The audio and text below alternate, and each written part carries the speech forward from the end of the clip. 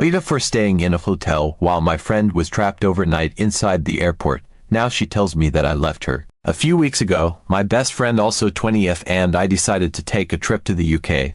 We're both pretty young, so saving up for this took a lot of time and effort. And the whole thing meant so much to us because I've always wanted to show her around the UK. My dad's British, and I've visited a few times growing up, but this was going to be the first time I went there with a friend. We had this picture-perfect image of what the trip would be: shops, historic landmarks, cute little villages, maybe even meeting up with some of my relatives over there. You know, the whole dreamy UK experience. There was one snag, though, before we even started. I have a UK passport, thanks to my dad, but my friend doesn't, so she had to go through the whole process of getting a UK visa, which wasn't exactly fun for her, but she got it done, and we both figured, okay, that's the hardest part. Now we just get to enjoy the trip, right? Ha, I wish. The day of the trip came, and we were absolutely buzzing. We had 2 flights, one from our home country to France, then a connecting flight from France to the UK. The first flight was smooth, no complaints. We landed in France, tired but excited, ready to hop on the next plane and be in the UK in no time. But then it happened: the second flight was cancelled. At first, I didn't believe it. You know that sinking feeling when you hear the words "flight cancelled" and think, no, this can't be happening to us. Yeah, that was me. I mean, this was supposed to be our dream trip. But nope, no flights to the UK until 2 p.m. the next day. And this wasn't a short delay either. We were looking at nearly 17 hours of being stranded in the airport. Both of us were exhausted at this point, especially because we hadn't gotten much sleep in the days leading up to the trip thanks to all the excitement and last-minute packing. Now, the airline did offer something of a solution. Since the flight was cancelled, they were putting all the passengers up in hotels nearby for the night, free of charge. It wasn't ideal, but hey, at least we'd get a decent night's sleep, right? Wrong.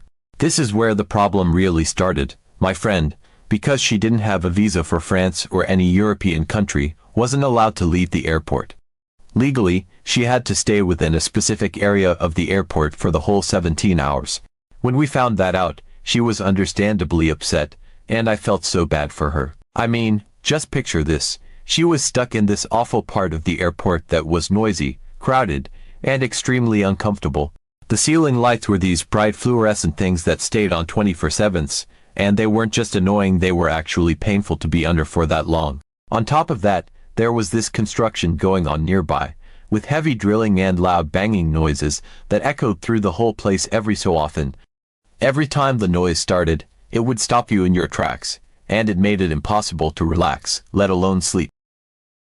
We tried finding a decent spot for her to sit or even lie down, but all the available seats had already been taken by other passengers who were stuck there too. It was like every single person in that area had claimed a piece of floor or a chair, and we were left wandering around with nowhere to go. The only option left for her was to sleep on the cold, hard floor, which, honestly, just made me feel terrible for her. I knew this wasn't what either of us had in mind for our first night abroad. To make matters worse, earlier that day, we'd had this little mishap with water getting spilled on both of our phone chargers. I think it happened while we were digging around in our bags for snacks or something. I don't even know how the water bottle got knocked over. But whatever the reason, both of our chargers were toast. My phone had maybe 30% battery left, and her phone wasn't doing much better at around 40%. It was just the icing on the cake of what had already been a super stressful day. So, here's where things got really dicey. The airline told me that I could go to the hotel, no problem, because I had a UK passport. They didn't even question it, they just handed me the voucher for the hotel and said I was good to go. I looked at my friend, and I could see how miserable she was. She looked exhausted, scared, and upset, and I felt so bad. But I was also tired myself. I hadn't slept in over 24 hours at this point, and my body was screaming for some kind of rest. I mean, I was running on empty, and the idea of spending the night in that loud, bright, uncomfortable airport just seemed unbearable to me. I figured that if I went to the hotel, at least one of us would get a decent night's sleep, and I could come back in the morning fresh and ready to help her get through the rest of the day. I told her what I was thinking, that I'd go to the hotel for the night, and I'd be back in the morning before our flight. And that's when she lost it. She was so upset with me. She said I was abandoning her in a place she didn't know, that she was scared to be alone in a foreign airport where she couldn't even speak the language. She called me a fake friend and said I was being selfish for choosing comfort over her feelings. Honestly, it took me by surprise because I really thought I was doing the practical thing by going to the hotel. I mean, why should both of us have to suffer through a terrible night if one of us could get some sleep and be in a better position to help the other in the morning? But she didn't see it that way at all. She kept saying that she needed me to stay with her, that if I were a real friend, I wouldn't leave her alone in such a horrible situation. I tried to explain that I was completely exhausted and that we were both better off if I got some rest, but she wasn't hearing any of it. She said I was just thinking about myself and that a real friend would have stuck by her side no matter what. In the end, I went to the hotel. I felt guilty about it the whole time, but I was also so tired that as soon as I got to the room, I fell asleep. The next morning, I woke up early, as promised, charged my phone, and headed straight back to the airport. I was feeling a little better after finally getting some sleep, and I was hoping that things would be okay between us once I saw her again. But when I found her in the airport, she looked like she hadn't slept at all. She was sitting on the floor, her phone dead, and when she saw me, she just glared. I tried to apologize again, to explain that I really thought I was doing the right thing by going to the hotel, but she didn't want to hear it. She said that I had left her to suffer through the night on her own, and that she couldn't believe I would abandon her like that. "Hey," I started, trying to sound gentle. "I'm really sorry about last night. I didn't want to leave you like that. I was just so exhausted, and I thought it would be better if at least one of us." "Stop," she cut me off, not even looking at me. Her voice was flat, like she had no energy left to even argue. "You don't get it, do you?" I blinked, taken aback. "What do you mean?" "You went off to your cozy little hotel room, got a full night's sleep, and left me here to deal with everything." "I didn't sleep at all, Yvonne, not even for a minute. I spent the whole night in this stupid, loud, bright airport, while you were probably having the time of your life in that hotel." I was floored. The time of my life, it wasn't like that at all. I was tired, and I felt guilty for leaving you, but what was I supposed to do? Both of us being miserable wouldn't have helped anything. She rolled her eyes and finally stood up, brushing herself off like she couldn't stand the feeling of sitting in the same place any longer. "Yeah, I'm sure you felt really guilty. Meanwhile, I was over here having the grandest time ever, sleeping on the floor while construction workers played a symphony with their drills." "Come on, I didn't mean it like that," I said, trying to keep my voice steady. "I know you had a terrible night, but it'll get better from here. We've got a whole trip ahead of us, and once we get to the UK, it's going to be amazing. Let's just get through this part, okay?" She wasn't having it. "Amazing? You think this trip is going to be amazing after everything?" "Yvonne, I hate this airport. I hate that you ditched me, and I don't even want to be here anymore. I'm done. I want out." I could feel my chest tightening with panic. "What do you mean, out?" "The flight to the UK is in a few hours, and once we get there, it'll be so much better. We already bought the tickets for everything London Eye, the tour, the countryside trip. You don't want to throw that all away, right?" She crossed her arms, looking down at me like she had all the power in the world, which at that moment, I guess she did. "I don't care about any of that right now. I just want to go home." I stared at her, blinking.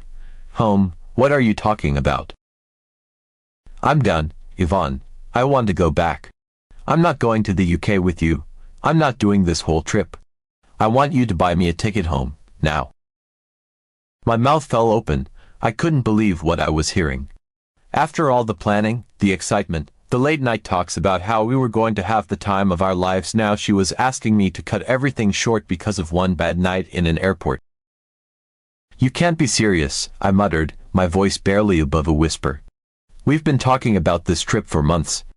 I don't know how many times I can say I'm sorry, but you know I didn't mean for things to turn out like this. It'll get better. Please, just stick it out for a few more hours, and once we're in the UK, it's going to be great. We've already spent so much money, and everything's non-refundable. You're going to throw all that away." She didn't flinch. "I don't care about the money, Yvonne. I'm not going to pretend like this is going to magically be fun after what you did. You left me when I needed you. You left me here, alone, to deal with everything by myself. I couldn't sleep, I couldn't charge my phone, I didn't even feel safe. And you went off to a hotel to sleep like nothing was wrong." It wasn't like that. I felt my frustration bubbling up, but I tried to keep my voice calm, hoping to defuse the situation. "I didn't leave you on purpose. I was exhausted. I thought if one of us could get some rest, we'd be better off, I thought." "You thought about yourself, Yvonne," she cut in sharply. "That's what you thought about. You thought, well, I'm tired, so I'll go get a nice bed and leave her to deal with whatever happens in this airport. You didn't care how scared I was, how horrible it was being in this place overnight, with all that noise and those bright lights. You just left." I opened my mouth to respond, but she wasn't done. She stepped closer, her eyes narrowing at me like I was the villain in this whole scenario. "You didn't even check in. Not once. I could have been hurt. I could have gotten lost. Something could have happened to me, and you would have been none the wiser, sleeping in some hotel room, completely oblivious." "I didn't think," I stammered. "No, you didn't," she spat back. "You didn't think about me at all. So now I'm done thinking about this trip. I'm done thinking about how great it's supposed to be.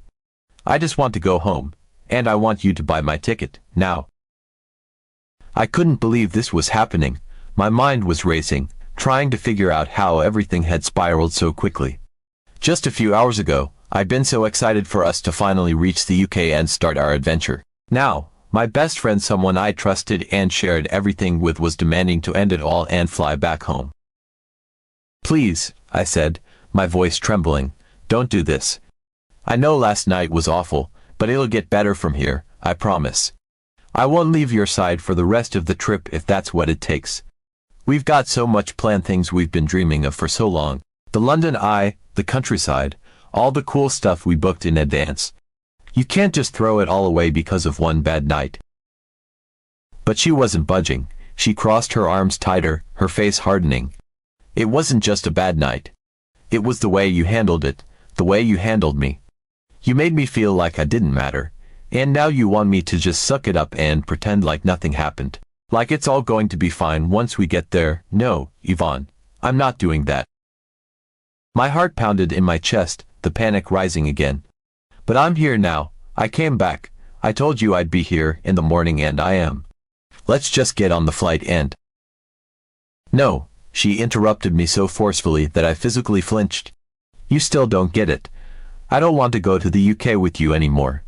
I don't want to go on this trip with someone who'd abandon me like you did. You think a few hours on a plane is going to magically make everything better, but it won't. I want to go home. I don't care about the UK anymore." My stomach churned with guilt and frustration. "So, what do you expect me to do? Just drop everything, buy you a ticket home and—" "What? Go to the UK by myself?" She shrugged, completely unfazed. "Do whatever you want. I'm going home, whether you like it or not." "This is insane," I whispered, more to myself than to her. "You're really going to throw everything away?" She just stared at me, her expression stone cold. "You threw me away first, Yvonne, so yeah, I guess I am." I couldn't believe it. After all our planning, all our excitement, she was going to bail on me over one night. Over one mistake. It felt surreal. I wanted to shake her, to make her see how irrational she was being, how much she was overreacting. But nothing I said seemed to matter anymore. "You can still enjoy the trip," I tried one last time, my voice barely above a whisper. "We can fix this. I'll make it up to you." She shook her head. "There's nothing you can do to fix it. I'm done, Yvonne. Just buy the ticket and let me go." I stood there, my mind spinning. Her words echoed in my head, "Just buy the ticket and let me go." The way she said it, so cold and final, like I was nothing more than a stranger to her. After everything we'd been through, after planning this trip together for so long, she was ready to throw it all away because of one horrible night in an airport. I couldn't breathe properly. my chest felt tight, like the weight of the situation was pressing down on me from all sides. I'd apologized, explained myself, done everything I could to make things right, but it didn't matter. She wasn't budging. She was done. As I stared at her walking away, I felt something shift inside me. All the excitement and hope I had for this trip, for what was supposed to be an unforgettable experience, just drained out of me. This wasn't how it was supposed to go. I didn't want to be here anymore, either, not after this. What was the point of forcing myself to go to the UK alone, knowing everything had already fallen apart before we'd even made it there? I swallowed hard, fighting the urge to cry, but I didn't want to let her see that. I wasn't going to give her the satisfaction of thinking she'd broken me. "Wait," I called out before she got too far. She paused, but didn't turn around, just standing there like she couldn't care less. I walked up to her, my voice low and measured. "If you're so set on going home, fine, but I'm not going to the UK either." She finally turned around, her face betraying a flicker of confusion. "What are you talking about?" I held up my phone, pulling up the ticket page again. "I'll book us both tickets home, right now. Neither of us will go on this trip." She blinked, taken aback for the first time since this whole thing started. "Why, you were the one who was so desperate to go." I clenched my jaw, fighting to keep my voice steady. "Because what's the point of going without you? This was supposed to be our trip. We were supposed to experience this together. If you're not coming, then I don't want to go. I'm not about to wander around London by myself, pretending like everything's fine." For a moment, she just stared at me, like she didn't know what to say. Then her expression hardened again. "So what, now it's my fault that we're not going, is that what you're saying?" I shook my head, already tired of this conversation. "I'm saying this whole situation is messed up, and I don't want to be a part of it anymore. You're the one who wanted to go home.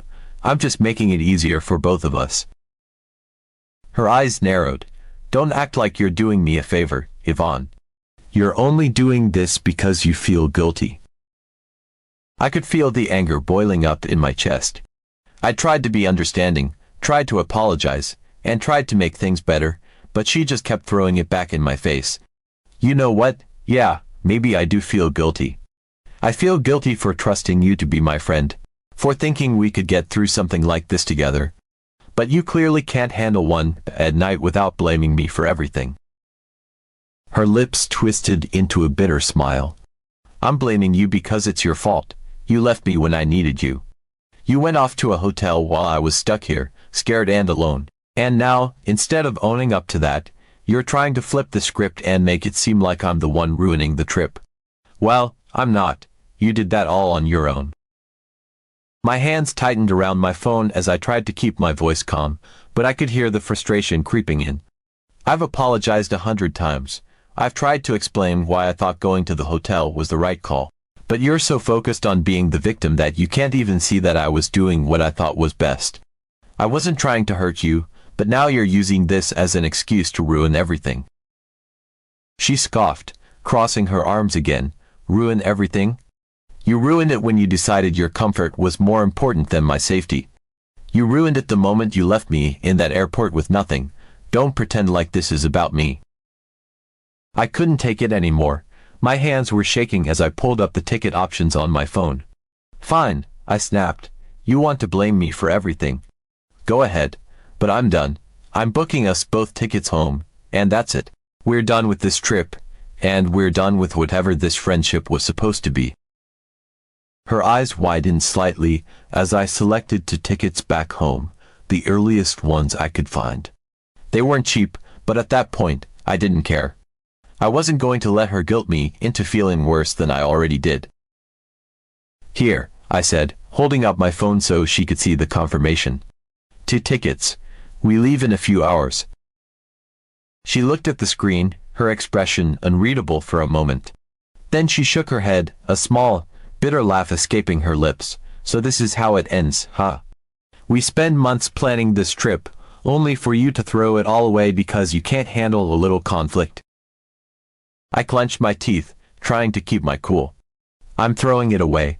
You're the one who demanded to go home. You're the one who couldn't let this go. I demanded to go home because you left me, she shot back, her voice rising. You're the one who couldn't be there for me when it mattered. You're the one who abandoned me. My heart was pounding in my chest, the frustration and anger finally bubbling over. I didn't abandon you. I made a choice, a bad one, sure, but I was trying to do what I thought was best for both of us. And instead of talking it out like adults, you decided to blow everything up. She scoffed again, shaking her head. I don't care what you thought. I care about how you made me feel. And you made me feel like I didn't matter. I couldn't take it anymore. Fine. If that's how you feel, then maybe it's better that we don't go on this trip together. Maybe it's better that we go home and never speak again. Her eyes flashed with something hurt. Anger, I couldn't tell anymore, but she didn't say anything. She just turned around and started walking away, leaving me standing there, my heart racing, my hands shaking. I watched her disappear into the crowd, the weight of everything hitting me all at once. This was supposed to be the trip of a lifetime. It was supposed to be an adventure, something we'd talk about for years to come. I felt a lump in my throat as I sat down, my phone still clutched in my hand. I had wanted so badly for things to be different. She was still so angry, and I didn't know what else to say. I feel like I made the best decision I could at the time, but maybe I was being selfish.